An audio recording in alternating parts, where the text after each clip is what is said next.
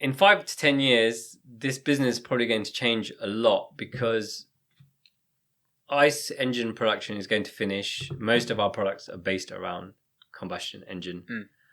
We would have to switch the new products to more aesthetic parts, like body kits for EVs and things like that. Obviously, you still be able to sell handling products like suspension, wheels. So there would be a shift from more of the performance side to more aesthetic side because we've got brand names, so we can still use it.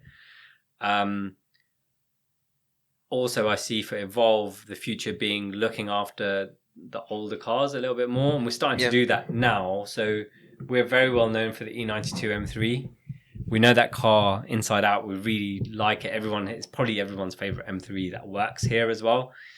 And we're starting to develop a range of products for those that not just performance parts, but maintenance related parts where over time it's been proven that certain factory items on those cars would just, they're fine for 5-10 years, but they start having problems when they start breaking down depending on what material they're made out of. So that's not a slight against BMW, but they only make the parts to last.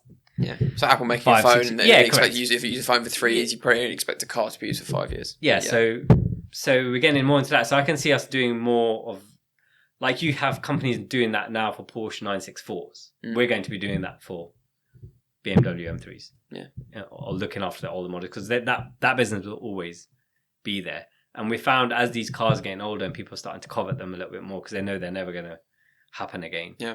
They're willing to spend good money on maintaining them and making them the best that they can. So I can see like a restoration type business developing. Yeah. Is there anything you like? I mean, obviously moving with the times. So, I mean, what's your opinion on it? I mean, I'm starting to ask, like, what AI, like for you, what does AI look like for the automotive and aftermarket industry as well?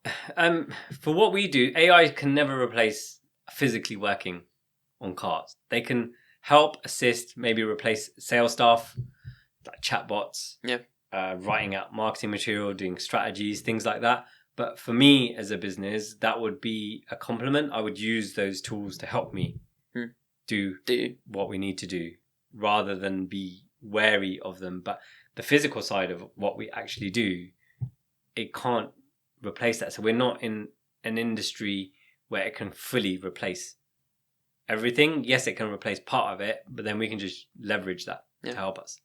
I mean, where would you see it being used in Evolve in your other companies? Like, is it design? I guess it's, like I said, sales, marketing. Possibly design, definitely sales and marketing, because you could probably get to a point where you automate your emails and the AI just answers them for you. I said something quite funny. I think it was General Rory Sutherland. He's a big marketing guru anyway, but he said something quite funny was, we're going to start having to write letters with profanity in it so we know it's people. Yeah. It's just like, you're going to have to start swearing in letters just so you know that it's a human that's sending it, not an AI. But But I can tell, I've seen some emails come in from people and I can tell that they've used ChatGPT to write them. It's fine. It saves people time, but it gets a point across then. I don't really have an issue with that. I mean, I've used it to write blogs and stuff as well because it's a lot easier to, give the reference material. Yeah. Tell them, this is how I write. And just let it go. Yeah. It saves you so much time. Yeah, it does, yeah. But that's what I mean. At the moment, you can just leverage it and use it. In our industry itself, yes, it will take over some of the parts, but it can't take over everything. And you just have to do the other part of it really well or better than everyone else. Yeah. And so when you look at, you've not just Evolved, maybe the group of companies that you have. Like, obviously, you found a co-founder. And I want to talk more about this. It's like, how crucial was that for you to co-found a business and not do it by yourself?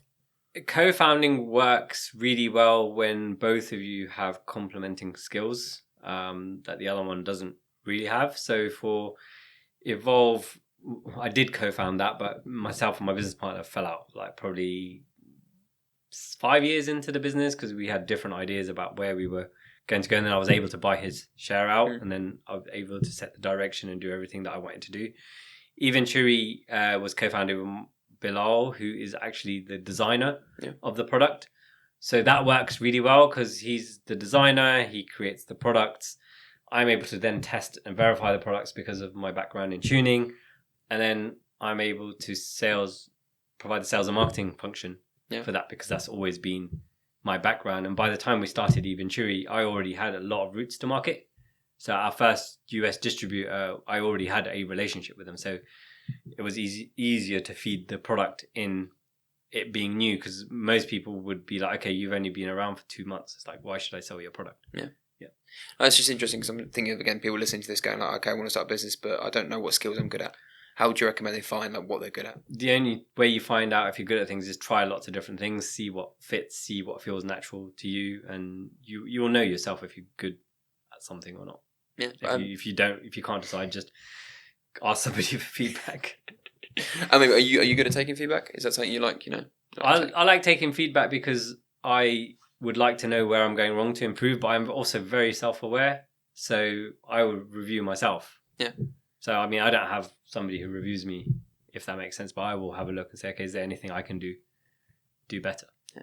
I mean, is there anything important we haven't talked about? Do you reckon it should be spoken about just in the whole automotive space and automotive space? I think we talked about AI coming in. We haven't really talked about EV stuff. I've touched on it.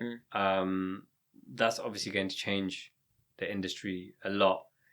But with me, as much as I say I love ICE cars and EV cars are bad or have some negative impact, I can see where they fit in.